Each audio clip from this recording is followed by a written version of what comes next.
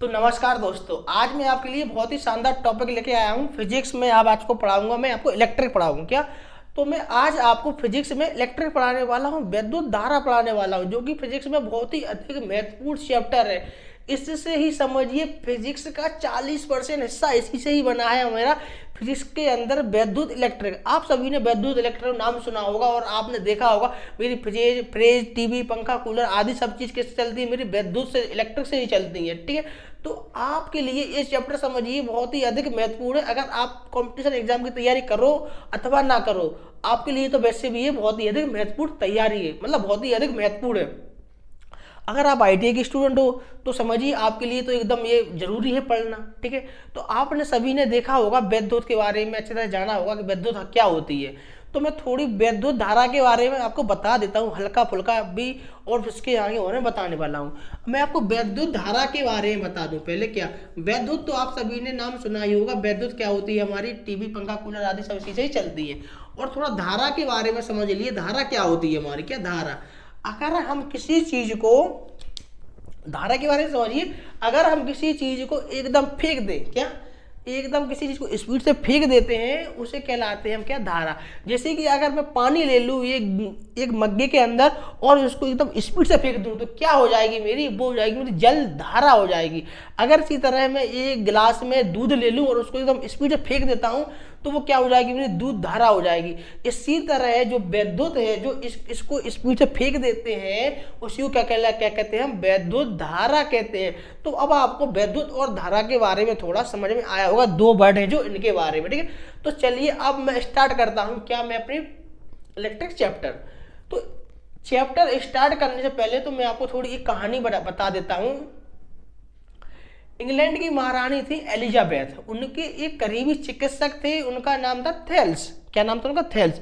जो थेल्स नामक व्यक्ति थे, एक दिन उनका एक काम कर रहे थे, किनका, एलिजाबेथ कुछ काम कर रहे थे। रेशम का कुछ कपड़ा लिए थे या रेशम में कुछ लिए थे, उसके ऊपर एगोनाइट की छड़, क्या एगोनाइट की छड़ को उसके ऊपर वो घिस रहे थे। किसके ऊपर घिस रहे थे, रेशम के ऊपर एगोनाइट की छड़ को घिस रहे थे। घिसते घिसते उन्होंने उस छड़ को फिर कुछ समय के लिए नीचे रखा। जब उन्होंने उस छड़ को नीचे रखा तो उन्होंने देखा कि उसके अगल बगल क्या उपस्थित हो गए थे, मिट्टी धूल लक्कड़ कंकड़ सारे उसके आसपास आकर चिपक गए। तो उन्होंने दिमाग लगा ये कैसे हुआ। तो उन्होंने फिर उस छड़ को उस रेशम के ऊपर फिर रगड़ा। अब उन्होंने थोड़ा अधिक देर तक रगड़ा। जब उन्होंने अधिक देर तक रगड़ा उसको और उन्होंने उस छड़ को फिर से नीचे रखा, तो उन्होंने फिर देखा कि थोड़े दूर दराज से भी जितने भी धूल मिट्टी कंकड़ आदि थे, वो सारे क्या हो गए, उसकी ओर आवेशित हो गए। क्या हो गए, आवेश हो गए। यानी कि आवेश का मतलब होता है उसकी ओर वो खिंचते चले आए, यानी कि उसकी ओर क्या हो गए, आवेश हो गए। अब इधर पे आपको नया वर्ड मिलेगा, क्या, आवेश। आवेश है जो अब आपको फिजिक्स में ये इलेक्ट्रिक चैप्टर का बहुत ही महत्वपूर्ण नाम है, आवेश। आवेश इधर से आप समझ लीजिए क्या है, कि जो धूल धक्कड़ मिट्टी कंकड़ थे उसकी ओर आवेश हो गए, खिंचे चले आए। ठीक है, ऐसा ही आपने बचपन में किया होगा। वो क्या कि आपने स्कूल में स्किल लिया होगा और अपने बालों के ऊपर उसको रगड़ा होगा। रगड़ने के बाद आपने देखा होगा कि उस पेपर को या किसी धूल लक्कड़ मिट्टी अपने आप ही चिपक जाती है। वो क्यों चिपक जाती है, क्योंकि उसके अंदर क्या उपस्थित हो जाते हैं, आवेश उपस्थित हो जाते हैं। तो आवेश तो उपस्थित होते हैं, तो भाई आप बताओ कि ये चिपक क्यों रहे हैं, खिंच क्यों रहे हैं। तो वही चीज मैं आपको यहाँ पे बताने वाला हूँ, क्यों चिपक रहे हैं, क्यों खिंचते हैं हमारी। आपने देखा होगा जब भी हम हाथों को रगड़ते हैं तो क्या होते हैं, हमारे हाथ हीट होने लगते हैं, गर्म होने लगते हैं।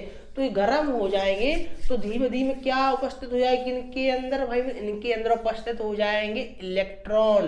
क्या उपस्थित हो जाएंगे, इलेक्ट्रॉन उपस्थित हो जाएंगे। इधर से आप एक नया वर्ड और आपका आ गया है, अभी आवेश बताया, अब क्या आ चुका है भाई मेरे, इलेक्ट्रॉन।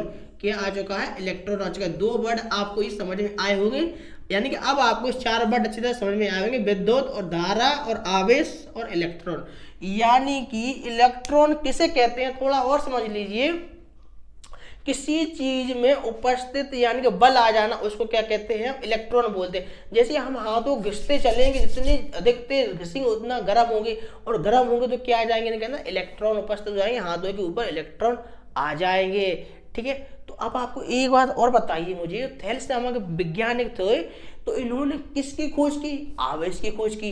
तो ये क्वेश्चन कईयों बार पूछ चुका है कंपटीशन एग्जाम में कि भाई बताओ आवेश की खोज किसने की? तो थेल्स नामक वैज्ञानिक ने इसकी खोज की। किसकी? आवेश की खोज की। आवेश हमारा क्या होता है? किसी चीज को अपनी ओर खींच लेना, उसे क्या कहते हैं? आवेश कहते हैं। वो चीज क्यों खिंचाती है? वो इलेक्ट्रॉनों की वजह से खिंचाती है, क्योंकि उसके अंदर इलेक्ट्रॉन पैदा हो जाते हैं। ठीक है, तो क्यों खिंचाती है? इलेक्ट्रॉन की वजह से। ठीक है। और आपने देखा होगा कि लड़कियां होती हैं जो सर्दियों में बाल को ऐसे मतलब ऊंचते हैं, कंघी करती हैं, तो बाल चिटचिटाते हैं। वो क्यों चिटचिटाते हैं? कि उसके अंदर क्या उपस्थित हो जाते हैं? आवेश उपस्थित नहीं, उसके अंदर इलेक्ट्रॉन उपस्थित हो जाते हैं, इसलिए वो बाल क्या हो जाते हैं? चिटचिटाते हैं। और आपने देखा होगा सर्दियों में अगर हम कोई नीचे कपड़ा पहन रखे होते हैं, उसके ऊपर जैकेट पहन लेते, जब जैकेट उतारने के बाद देखोगे वो टी शर्ट उतारोगे तो उसके ऊपर क्या उपस्थित हो जाएंगे? वो गर्म हो जाएगी टी शर्ट, उसके ऊपर हो जाएंगे इलेक्ट्रॉन उपस्थित हो जाएंगे। और जब वो आपकी टी शर्ट है वो ऐसे झुकाओगे अपने शरीर से, तो पूरे शरीर का बाल या रोम बोलते हैं वो खड़ा हो जाता है, उसकी ओर आवेशित होने लगता है। ठीक है, क्यों आवेशित होने लगता है? उसके अंदर इलेक्ट्रॉन पैदा आ जाते हैं, इसलिए वो खींचने की क्षमता उसमें आ जाती है। और खींचने की क्षमता को क्या बोलते हैं? आवेश बोलते हैं। तो मैं आशा करता हूं कि ये 4 वर्ड आपको बहुत अच्छे तरीके से समझ में आए होंगे। ठीक है, तो मैं थोड़ा और आगे चलता हूं। एक वैज्ञानिक थे बेंजामिन फ्रैंकलिन। ठीक, अब वो थेल्स नामक वैज्ञानिक थे, वो ज्यादा कुछ कर नहीं पाए क्योंकि उस समय इतनी कोई साधन नहीं थे, तो वो केवल उस आवेश को ही दर्शा पाए, आवेश क्या होता है। ठीक है, अब जो बेंजामिन फ्रैंकलिन वैज्ञानिक आए और उनके समय ही जे थॉमसन ने इलेक्ट्रॉन की खोज कर दी थी, तो उन्हें डबल फायदा हो गया। वो इनकी कहानी मैं सुना देता हूँ। थेल्स नामक वैज्ञानिक थे, वो क्या कर रहे थे?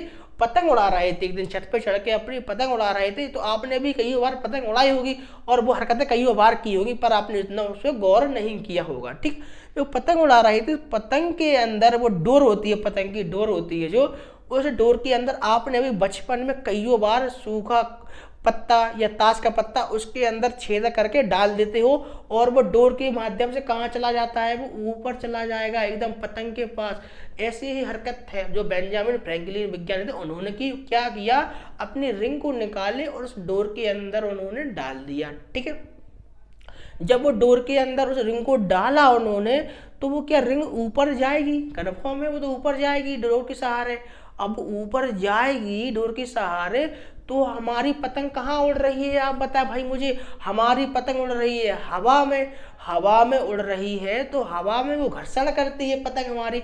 और जब वो रिंग उसकी ऊपर तक जाएगी तो वो भी कैसी जाएगी? करती हुई, घर्षण करते हुए जा रही थी। ठीक है, अभी हम हाथ को घिस रहे थे, तो यानी कि एक लिमिट तक ही हम घिस पा रहे थे और उससे तेज हम नहीं घिस पा रहे थे। पर जब वो पतंग के सहारे रिंग ऊपर गई हवा में, तो उसका घर्षण कई गुना ज्यादा बढ़ गया।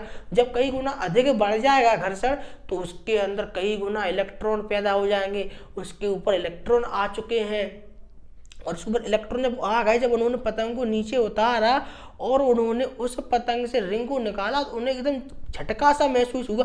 उन्होंने कहा ये क्या हो गया? तो उन्होंने दिमाग लगाया कि ये हुआ जो घर्षण से इसके अंदर इलेक्ट्रॉन पैदा हो चुके हैं। किसके अंदर? रिंग के अंदर इलेक्ट्रॉन पैदा हो चुके हैं। तो उन्होंने कहा घर्षण से भाई इलेक्ट्रॉन पैदा हो जाते हैं। तो मैं आशा करता हूं कि अब आपको एक थेल्स नामक वैज्ञानिक थे तो इनके बारे में पता चल गया होगा, और एक थे बेंजामिन फ्रैंकलिन थे। बेंजामिन फ्रैंकलिन थे। ठीक है,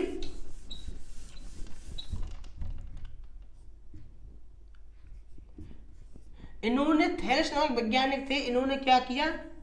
आवेश को अच्छे तरीके से बता नहीं सके पर खोज कर दी आवेश की, और इन्होंने आवेश को बहुत ही अच्छे तरीके से डीपली बताया कि आवेश हमारा क्या होता है, इसके अंदर इलेक्ट्रॉन क्यों आ जाते हैं, ये इलेक्ट्रॉन कैसे ज्यादा आ जाते हैं। तो इन्होंने थेल्स जो बेंजामिन फ्रैंकलिन थे, इन्होंने अच्छे से बताया और कहा कि इसकी ओर क्या हो जाते हैं भाई, ये जो आवेशित हो जाते हैं।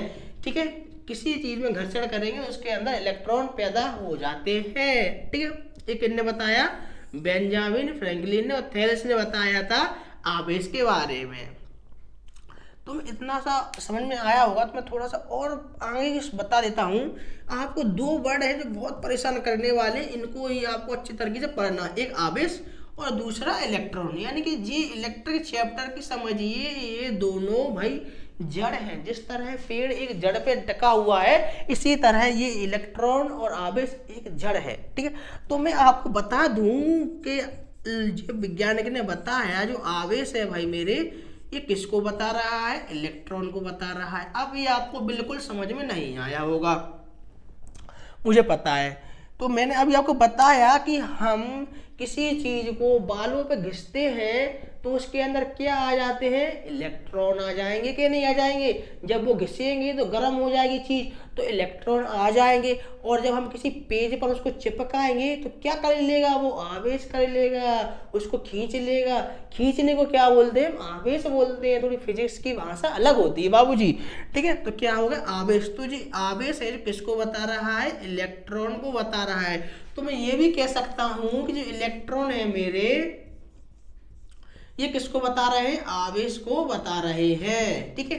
तो आप थोड़ा इधर पे समझिए, अगर उसके अंदर इलेक्ट्रॉन आ गए, क्या अगर उसके अंदर इलेक्ट्रॉन आ जाते हैं तो क्या करता है? वो खड़ा है अभी मात्र, तो क्या है? उसके अंदर इलेक्ट्रॉन आ गए।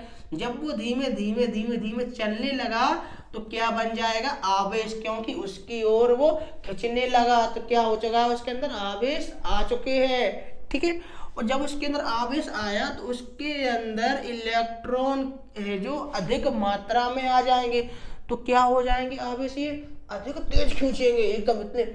जब आप बताओ मुझे, जब किसी चीज में हम हुमच के कोई चीज भर देते हैं तो क्या एक्स्ट्रा हो जाता है? तो फ्लो करने लगता है। इसी तरह इलेक्ट्रॉन की संख्या इतनी बढ़ जाए, हुमच के बढ़ जाए, तो क्या करेंगे? आवेश अब चलेंगे क्या? नहीं, अब क्या करेंगे बाबूजी? दौड़ेंगे। जब वो आवेश दौड़ेंगे तो क्या बन जाएंगे मेरी? विद्युत। क्या बन जाएगी भाई मेरी? विद्युत, यानी कि करंट बन जाएगा। क्या बन जाएगा? करंट बन जाएगा। तो मैं आशा करता हूं अब तो आपको थोड़ा इतना समझ में आ गया होगा, ज्यादा नहीं, मात्र थोड़ा सा। क्या आवेश क्या है, इलेक्ट्रॉन क्या है और करंट क्या है। मैं वही आपको बताया था कि किसी चीज को स्पीड से फेंक देना क्या कहते हैं? धारा कहते हैं। तो हमने क्या किया? इलेक्ट्रॉनों को स्पीड से फेंका तो क्या हो गया? विद्युत धारा। क्या कहेंगे? करंट। जो हमारी लाइटों में जल रही है, बल्ब में जल रही है, जो हमारे माइक से आपको सुनाई पड़ रहा है, ये विद्युत के थ्रू ही पढ़ाई सुनता है। तो अब आपको इतना समझ में आ गया कि है जो आवेश है जो किसको बता रहा है? इलेक्ट्रॉनों की संख्या को बता रहा है। यानी कि मान के चलो ये क्या है? एक ड्रम है, इसके अंदर इलेक्ट्रॉन भरे हुए हैं। वैसे दिखाई तो देते नहीं है, तो मात्र मैं आपको एक इमेजिंग करके बता रहा हूँ। इसके अंदर इलेक्ट्रॉन भरे हुए हैं। तो आप ये बताओ, जो इलेक्ट्रॉन है जो कौन बता रहा है? अगर अधिक इलेक्ट्रॉन होंगे तो क्या हो जाएगा? चलने लगेंगे। और कम इलेक्ट्रॉन होंगे तो शांति से बैठे रहेंगे। जब अधिक से भी अधिक हो जाएंगे तो आवेश क्या हो जाएगा? ये दौड़ने लगेगा। आवेश दौड़ेगा तो क्या बन जाएगा? धारा बन जाएगा, मेरा करंट बन जाएगा, ठीक है। इतना आपको समझ में आ चुका है। तो मैं यही समझाने वाला हूँ आपको, यही बार बार बोल रहा हूँ कि आवेश है जो आपके सिर्फ किसको बता रहा है? नंबर्स ऑफ इलेक्ट्रॉन को बता रहा है। किनको बता रहा है? आवेश है जो नंबर्स ऑफ इलेक्ट्रॉन को। यानी कि आवेश कह रहा है इतने इलेक्ट्रॉन है जो आ रहे हैं स्पीड से। अगर धीमे धीमे आए तो क्या हो जाएंगे? आवेश कहलाएंगे। जब दौड़ जाएंगे तो क्या कहलाएंगे? धारा कहलाएंगे वो। तो अब आपको समझ में आ गया कि नंबर्स ऑफ इलेक्ट्रॉन किनको बता रहे हैं? आवेश है जो नंबर्स ऑफ इलेक्ट्रॉन को बता रहे हैं, ठीक है। और जैसे कि मैं आपको बता दूं कि कई बार छोटा मोटा क्वेश्चन पूछ लिया जाता है तो मैं आपको बता दूं कई बार छोटा मोटा क्वेश्चन पूछ लिया जाता है कि 5 इलेक्ट्रॉन है, जो 5 इलेक्ट्रॉन निकाल दिया जाए तो कितना आवेश बचेगा, ठीक है। कहेगा क्वेश्चन कि 5 इलेक्ट्रॉन है जो निकाल दिया जाए तो कितना आवेश बचेगा।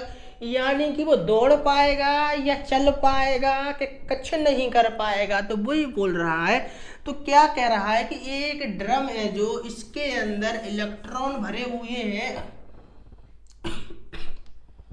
इसमें से 5 इलेक्ट्रॉनों को निकाल देते हैं हम। ठीक है भाई, बोला तो निकाल दो 5 इलेक्ट्रॉनों को। अब जो बाकी इलेक्ट्रॉन बचे हैं ये कितना आवेश है, कितना कर पाएंगे, दौड़ पाएंगे या चल पाएंगे, तो वही पूछा है। आवेश निकाल लो, अपना पता चल जाएगा। तो मैंने बताया है जो आवेश है जो किनके बराबर होता है, नंबर्स ऑफ इलेक्ट्रॉन। क्या तो आप बताओ भाई मुझे, आप इतनी भीड़ भाड़ भरी जिंदगी में क्या आवेश ही लिखते रहोगे? नहीं, आवेश को हम किससे लिखते हैं, क्यू से दिखाते हैं। ये अपना शॉर्ट फॉर्म है क्यू से। जहां पर भी पूरी फिजिक्स में इलेक्ट्रिक चैप्टर में क्यू आ जाता है, समझिए वहां पर आवेश की बात कर रहा है। वो आए समझ में, बात कर रहा है, वो आवेश की बात कर रहा है।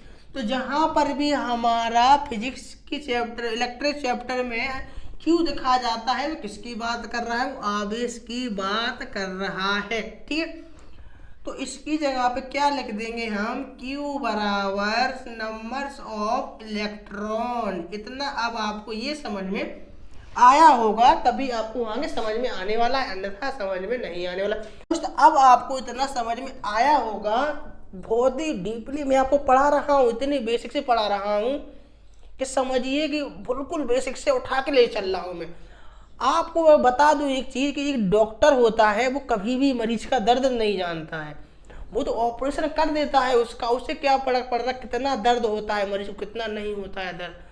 तो दर्द जानता कौन है भाई, जानता तो मरीज ही है दर्द कितना होता। अगर जिस दिन डॉक्टर ये पता चल जाए कि मरीज को इतना दर्द होता है, तो वो ऑपरेशन भी बहुत ही अच्छी तरीके से करेगा, एकदम इंसानियत से करेगा ऑपरेशन में।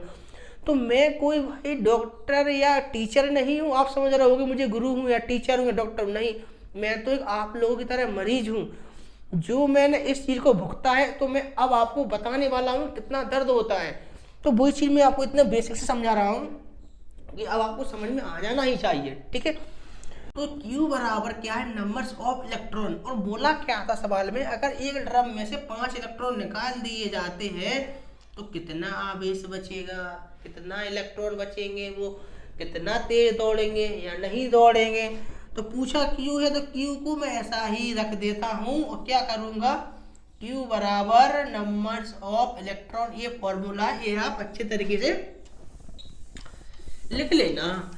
ठीक है, अब मैं आपको एक चीज और बताने जा रहा हूँ।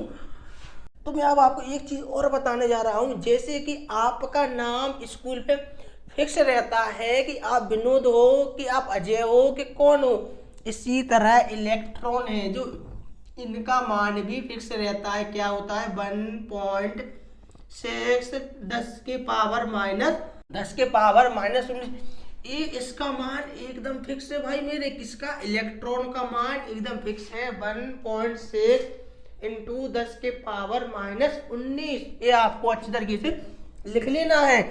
तो क्या करेंगे, अब नंबर्स कितने दिए थे उसने, 5 दिए थे, क्या रहा था 5 इलेक्ट्रॉन ही निकाले मैंने, तो कितने निकाले 5, और इलेक्ट्रॉनों का मान कितना दिया है 1.6 10 की पावर माइनस 19। अब आपको ये बताओ, अगर आपको एक सॉल्व करने में कोई प्रॉब्लम होती है तो आप देख लीजिए, क्योंकि मैं आपको एकदम बेसिक से पढ़ा रहा हूँ। इधर पॉइंट हटेगा तो नीचे क्या आ जाएगा भाई मेरे, 0 आ जाएगा। ठीक है, 5 से काटेंगे कितनी बार कट जाएगा, 2 बार कट जाएगा। 2 से इसे काटेंगे 16 कितनी बार कट जाएगा, 8 बार कट जाएगा। तो आंसर क्या आ गया मेरा, 8 गुणा 10 के पावर माइनस 19। ये क्या आ चुके हैं, आवेश आ चुका है भाई मेरे। अब इतने ही आवेश है जो या दौड़ेगा या पैदल चलेगा। तो अब आपको मैं ऐसा करता हूँ कि आपको ये तो समझ में आ जाना ही चाहिए। तो चलिए मैं थोड़ा इसके और आगे समझाता हूँ। तो आवेश और इलेक्ट्रॉन आपको समझ में आ चुके हैं। तो एक मैंने समझाया है, जो बेंजामिन फ्रैंकलिन वैज्ञानिक थे, इन्होंने बहुत अच्छी अच्छी बातें बताई गई फिजिक्स में। उन्होंने कहा कि अगर प्लस होगा, क्या, अगर बाबूजी प्लस होगा तो वो क्या करेगा, वो अपना करंट फ्लो करेगा। अगर माइनस होगा तो वो क्या करेगा, अपने करंट को एब्जॉर्ब करेगा। तो अब प्लस और माइनस के बारे में समझ लिए थोड़ा सा। अब देखते हैं अपने प्लस और माइनस को। एक है मेरा प्लस और दूसरा है मेरा माइनस। ठीक है, अगर बाबूजी अगर मैं प्लस प्लस कर देता हूं तो क्या ये करंट फ्लो हो पाएगा? नहीं हो पाएगा। तो इसे क्या कहेंगे? इसे हम आकर्षण। क्या कहेंगे? आकर्षण। तो ये क्या है मेरा? एक तो दोनों बाबूजी प्लस है मेरे, तो क्या हो जाएगा? ये मेरे करंट फ्लो नहीं होगा तो क्या हो जाएंगे? प्रतिकर्षण। क्या हो जाएंगे? प्रतिकर्षण। थोड़ा हिंदी पे मत जाना, आप अपनी भावनाओं को समझ लेना। ये माइनस है और ये माइनस है, तो ये भी क्या हो जाएगा? प्रतिकर्षण। क्या हो जाएगा?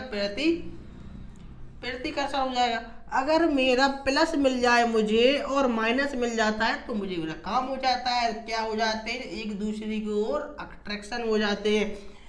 जिस तरह लेडीज और जेंट्स एक दूसरे की ओर अट्रैक्शन होते हैं, इसी तरह माइनस और प्लस भी एक दूसरे की ओर अट्रैक्शन होते हैं। और जिस तरह पुरुष पुरुष एक दूसरे से दूर भागते हैं, अट्रैक्शन नहीं हो पाते, उसी तरह ही प्लस प्लस नहीं हो पाते। तो ये क्या हो जाएंगे भाई मेरे? आकर्षण हो जाएंगे। क्या हो जाएंगे? ये हो जाएंगे आकर्षण। और प्लस माइनस भी क्या हो जाएंगे भाई मेरे? आकर्षण हो जाएंगे। यानी कि जो प्लस है जो क्या करेगा? अपना ये करंट फ्लो करेगा, ठीक है, ऐसा अपना ये करंट फ्लो कर देगा। और माइनस क्या करेगा? अपने अंदर एब्जॉर्ब कर लेगा, ठीक है, ऐसा ये एब्जॉर्ब कर लेगा। ये आपको समझ में आ गया? प्लस प्लस क्या है और माइनस माइनस क्या है, ये आपको थोड़ा सा समझ में आया होगा। अब आपको ये समझ में आ गया है तो अब आपके दिमाग में एक क्वेश्चन आ रहा होगा कि आप कहोगे भाई मुझे एक चीज बताओ, बेंजामिन फ्रैंकलिन ने बोला था कि अगर कोई चीज हवा में घर्षण करती है तो इलेक्ट्रॉन पैदा हो जाते। आप कहोगे हवा में तो यार प्लेन घर्षण करती है। भाई आपके दिमाग में तो भाई आपको ये समझ में अच्छे से आ गया होगा, तो पर आपके दिमाग में एक क्वेश्चन आ रहा होगा क्या कि आपने बोला था भाई कि बेंजामिन फ्रैंकलिन बोल के गए थे कोई चीज हवा में घर्षण करती है तो इलेक्ट्रॉन पैदा हो जाते हैं।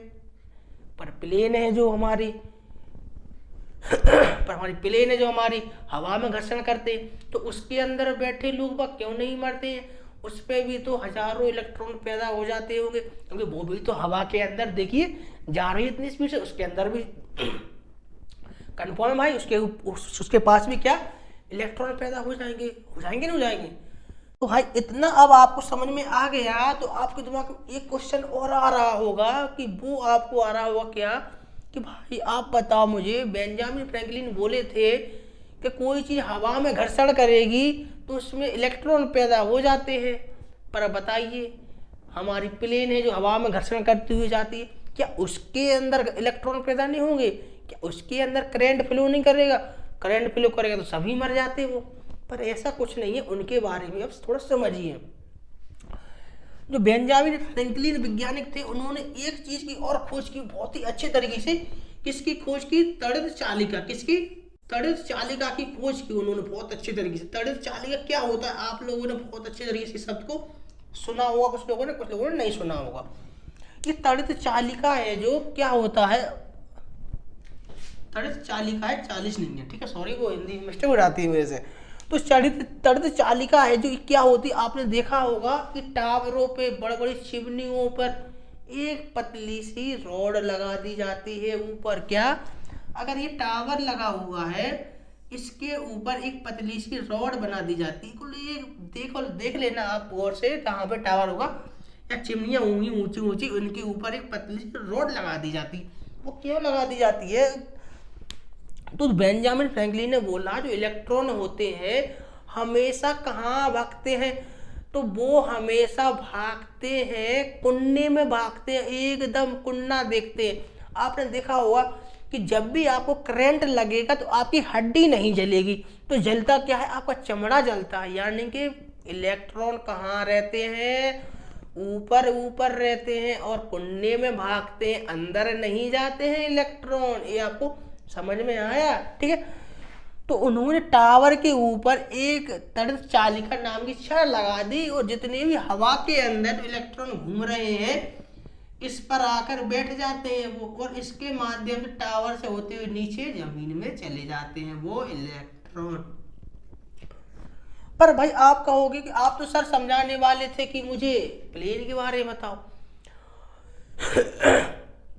ये तो देखिए जो प्लेन होती है हमारी, जब हवा में घर्षण करती हुई जाती है, जब ये प्लेन हमारी, तो इसके ऊपर हजारों करोड़ों की संख्या में इलेक्ट्रॉन पैदा हो जाते हैं। क्या? हजारों करोड़ों इलेक्ट्रॉन पैदा हो जाते हैं।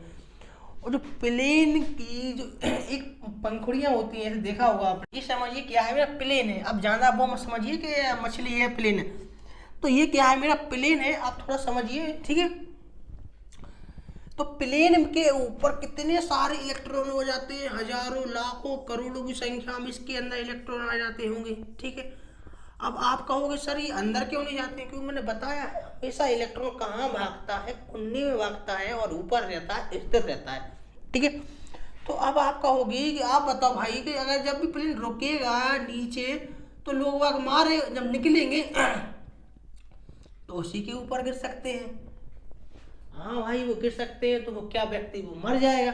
तो इसलिए एक छड़ लगा दी जाती है यहाँ पर पंखे के बगल में, बिल्कुल कुन्नी में इधर पे एक छड़ लगा दी जाती है, ठीक है।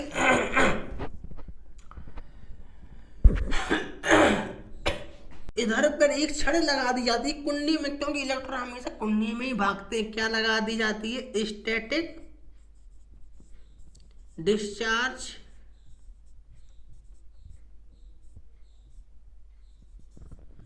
स्टिक। एक छड़ लगा दी जाती है स्टैटिक डिस्चार्ज स्टिक, यानी कि इसके ऊपर सारे इलेक्ट्रॉन होते हैं, वो लाखों की संख्या में इसके ऊपर क्या हो जाते हैं, वो आ जाते हैं, ठीक है। क्योंकि पता है कि तड़ित चालिका की किसने लगाया था? बेंजामिन फ्रैंकलिन ने, क्योंकि उन्होंने बताया था कि इलेक्ट्रॉन हमेशा एक कुंडी में भागते हैं, तो पूरे प्लेन के इलेक्ट्रॉन एक कुंडी में आकर सट जाते हैं और वहां पर एक स्टैटिक डिस्चार्ज स्टिक लगा दी जाती है, ठीक है। अब जैसे ही प्लेन जब वो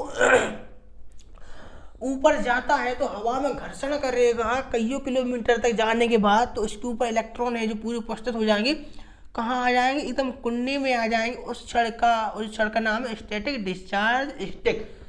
और जब वो इलेक्ट्रॉन लैंड करता है, जब वो प्लेन लैंड करेगा, जब वो प्लेन नीचे उतरेगा, तो किसी भी कोई हालत में कोई गेट नहीं खोलता है, कहता है अभी कोई बाहर नहीं निकलेगा। जब एयरपोर्ट पर कुछ वर्कर लोग काम करते हैं, वो क्या करते हैं, इधर से आकर एक नीचे छड़ लगा दे जाते हैं, चाहे इधर पे आके छड़ लगा दे वो, चाहे इधर पे आके छड़ लगा दी जाएगी, और उस छड़ को जमीन से पूरा टच कर दिया जाएगा, ठीक है। और जब उस छड़ को जमीन टच कर दिया जाएगा, तो दुनिया का सबसे बड़ा हमारा अर्थ कौन सा है? पृथ्वी है। सब कुछ एब्जॉर्ब कर लेती है वो, तो ये सारे के सारे इलेक्ट्रॉन क्या हो जाएंगे? नीचे चले जाएंगे पृथ्वी के अंदर। और उसके 5 मिनट बाद हमारे गेट खुलते हैं प्लेन के कि भाई अब तुम उतर सकते हो, सुरक्षित हो। और जो छड़ लगाने के लिए आता है वो भी क्या करता है? हमेशा रबड़ के ही वो दस्ताने, जूते वगैरह, रबड़ के कपड़े पहनकर ही आता है जब भी वो छड़ लगाता है, वरना उसी को ही इलेक्ट्रॉन है जो मार डालेंगे, उसको भी करंट लग जाएगा। तो अब आपको इतना समझ में आ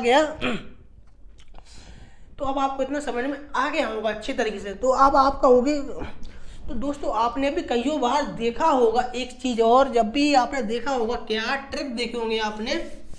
गैस के ट्रिक देखे होंगे, ऑयल के ट्रिक देखे होंगे, पेट्रोल है, डीजल है, इस सब के ट्रिक रहते हैं। हमेशा कैसे होते हैं? जो हमेशा इनका टैंक हमेशा गोल ही होता है, ठीक है। इतना तो आपको पता होना चाहिए।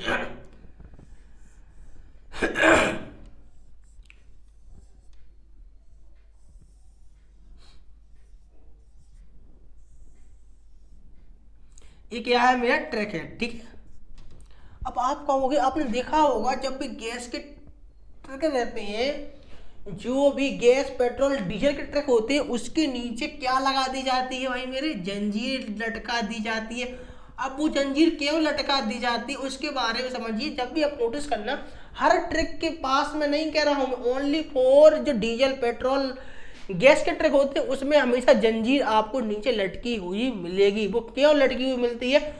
क्योंकि आप बताओ, जब ट्रक चलेगा तो हवा में घर्षण करेगा नहीं करेगा? जब हवा में घर्षण करेगा तो इसके ऊपर भी तो इलेक्ट्रॉन उपस्थित हो जाएंगे।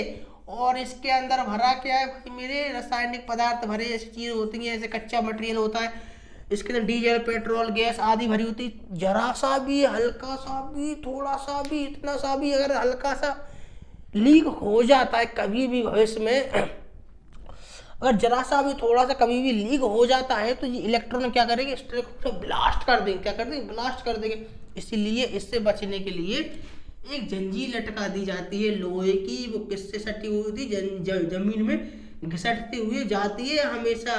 तो जितने इलेक्ट्रॉन होते हैं तो उन्होंने बताया है बेंजामिन फ्रैंकलिन ने, कुन्नी में आकर सट जाते हैं सारे इलेक्ट्रॉन, ये कहाँ आ जाएंगे, कुन्नी में आ जाएंगे, इसके मदद से पूरे जमीन में वो चले जाएंगे इलेक्ट्रॉन।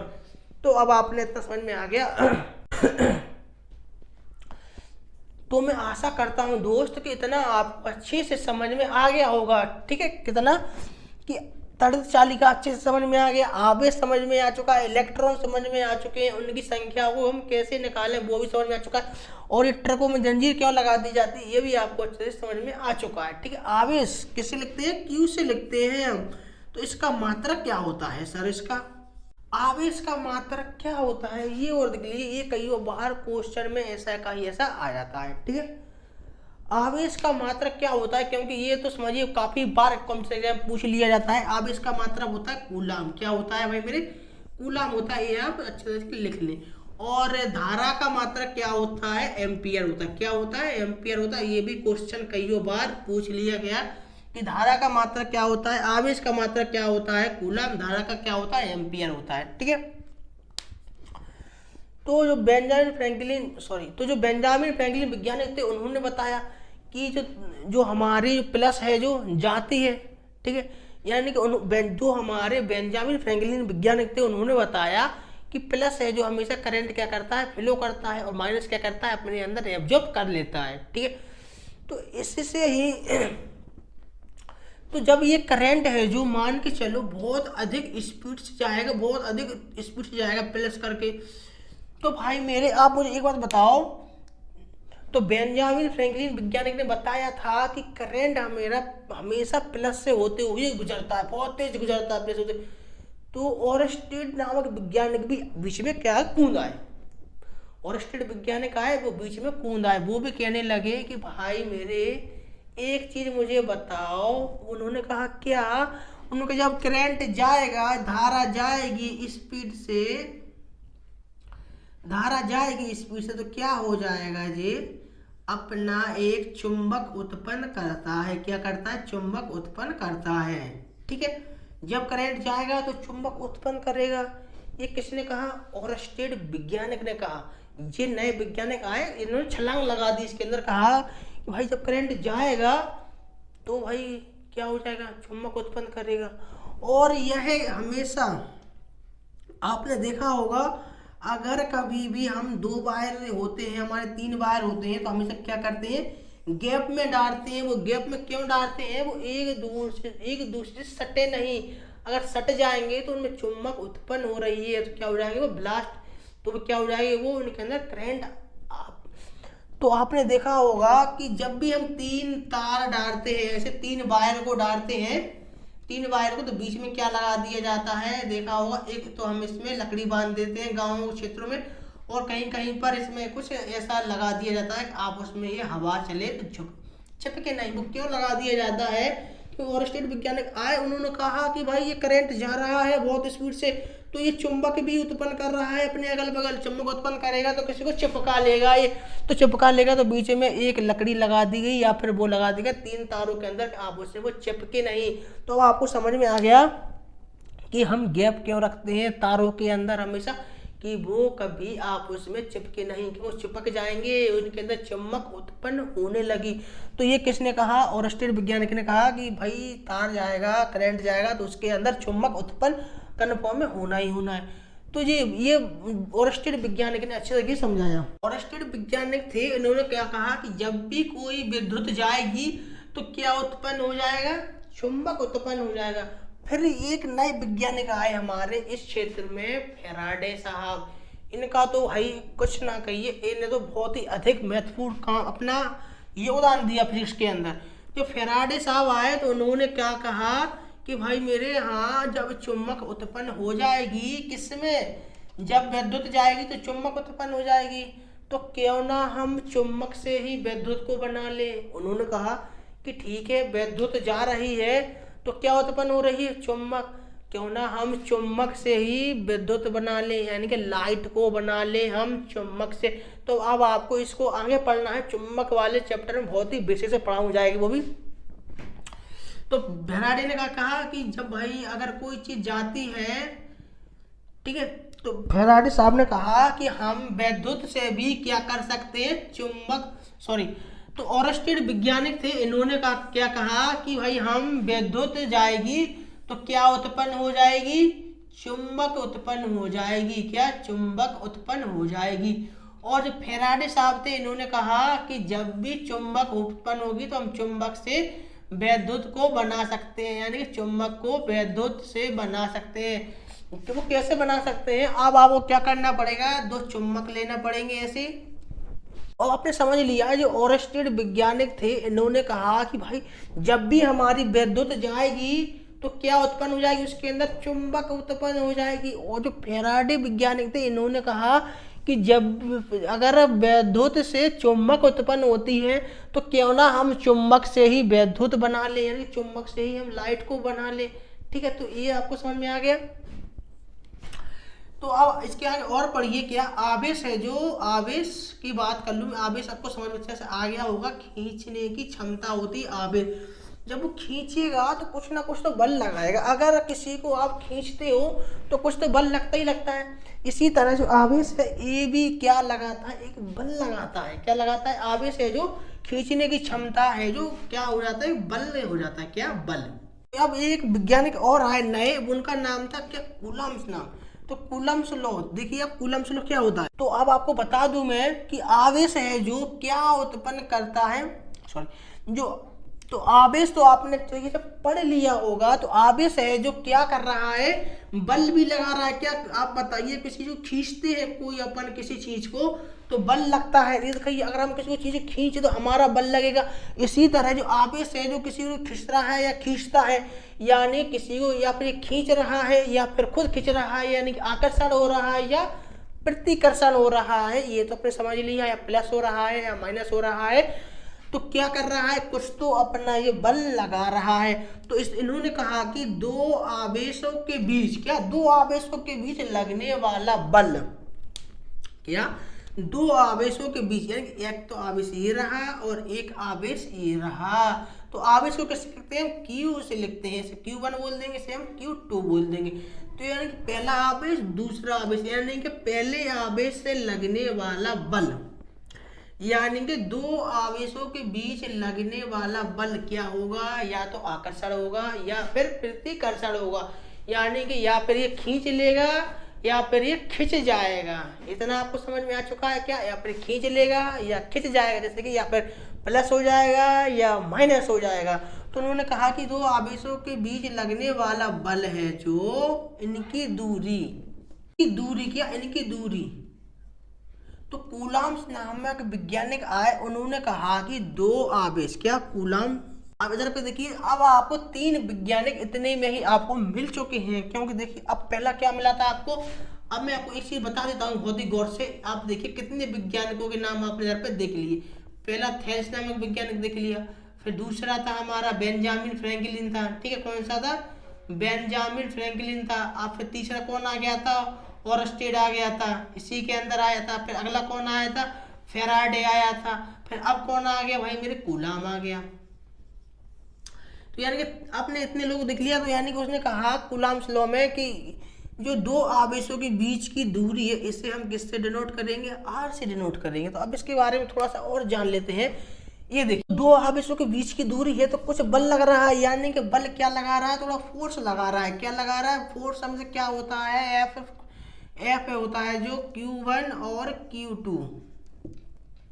जब भी हम ये प्रोफेशनल का चिन्ह हटाते हैं तो कुछ ना कुछ हमें कांस्टेंट लगाना ही पड़ता है। तो अब आपको इतना समझ में नहीं आया होगा, मैं आपको बता देता हूँ, दोबारा बताता हूँ। तो कूलम्ब्स लॉ क्या कहता है, Q1 और Q2 की बीच की दूरी, क्या, Q1 और Q2 की बीच की दूरी को हम क्या कहते हैं, आर से डिनोट करते हैं। और कुछ है जो Q1 बल लगा रहा है, कुछ है जो Q2 बल लगा रहा है। यही मोलेकुलर लोड, यानी कि दो आवेशों के बीच की दूरी, यानी कि या प्रतिकर्षण होगा या आकर्षण होगा। तो क्या हो जाएगा, बल है जो F मतलब प्रोपोर्शनल है जो Q1 और Q2। अब भाई मुझे ये हटाना ही पड़ेगा प्रोपोर्शनल चिन्ह। तो क्या करेंगे, इसको हटाएंगे तो मुझे कुछ कांस्टेंट लगाना पड़ेगा। तो अपने में कांस्टेंट लगा देता हूँ, ठीक है। देखिए मैं थोड़ा साफ कर दूँ इसको। तो देखिए अब आपको थोड़ा इधर से समझने में थोड़ा प्रॉब्लम होगी, कोई बात नहीं, मैं आपको बहुत ही अच्छे से समझाने वाला हूँ, उधर से भी बहुत अच्छे से समझ में आना। जब हम इस कांस्टेंट को हटाते हैं तो क्या करेंगे भाई मेरे, इसकी जगह पर हम के को जोड़ देंगे। क्या कर देंगे, के। एफ बराबर क्या हो जाएगा भाई मेरे, के Q1 Q2। इतना समझ आ गया। जब भी हम इस प्रोपोर्शनल चिन्ह को हटाएंगे तो क्या कर देंगे, इसके अंदर हम के को ऐड कर देंगे। जैसे कि F बराबर क्या हो जाएगा मेरा, के और Q1 और Q2, ठीक है। ये समझ में आ गया आपको। और क्या था, दो आवेशों के बीच लगने वाली बीच की दूरी की बात चल रहा था। तो बीच की दूरी क्या था, आर। आर से इसको हम डिनोट कर रहे थे, तो नीचे क्या लिख देंगे, हम आर लिख देंगे। इतना आपको समझ में आ गया होगा, ठीक है। वो आर कहाँ से आया आपको बता दिया है मैंने कि Q1 और Q2 के बीच की दूरी को किससे दिखाते हैं, हम आर से दिखाते हैं। और जब भी हम ये प्रोपोर्शनल चिन्ह हटाएंगे तो हमें कांस्टेंट में के जोड़ना ही पड़ेगा। तो अब ये देखिए, मुझे इतना आपको समझ में आ चुका है। अब ये देखिए, मुझे के का वैल्यू इधर पे रखना होगी। के की वैल्यू क्या होती है, 1/4 pi epsilon not 0, 1/4 pi epsilon not 0। ये हमारी क्या है, के की वैल्यू हो जाएगी। तो क्या करेंगे, अब हम के की वैल्यू को रख देते, एफ बराबर 1/4 पाई एप्सिलॉन नॉट 0, और क्या हो जाएगा ऊपर Q1 और Q2, और नीचे क्या है भाई मेरे, R। इतना अब आपको समझ में आया होगा, इतनी क्वेश्चन। तो इसके आगे और बताता हूँ आपको। इधर पे क्या कर देंगे, R स्क्वायर कर देंगे, क्योंकि हमको दोनों आवेशों के बीच की दूरी लेनी है, इसलिए हम इनको स्क्वायर कर देंगे, ठीक है। अब देखिए, अब हम क्या करेंगे इसमें, अब इसकी वैल्यू को हमको रखना होगा, एप्सिलॉन नॉट 0 की वैल्यू होती है उसकी। देखिए ये मेरा क्या एक फॉर्मूला बन चुका है, ये मेरा फर्स्ट फॉर्मूला बन चुका है। अब मैं क्या करूँगा, इसकी वैल्यू को रखूँगा, किसकी वैल्यू को, के की वैल्यू क्या थी मेरी, 1/4 पाई एप्सिलॉन नॉट 0 थी। अब मैं इसकी वैल्यू को रखूँगा, इसकी वैल्यू क्या होती है, 9 × 10 के पावर -9। ये इसकी के की वैल्यू होती है। के की वैल्यू तो के की वैल्यू क्या होती है, 1/4 पाई एप्सिलॉन नॉट, और 1/4 पाई एप्सिलॉन नॉट इसकी वैल्यू क्या होती है, 9 × 10 के पावर 9 होती है, माइनस नहीं होगा, ठीक है। तो अब मैं इसको क्या ऐसे भी लिख सकता हूँ, अगर कोई सवाल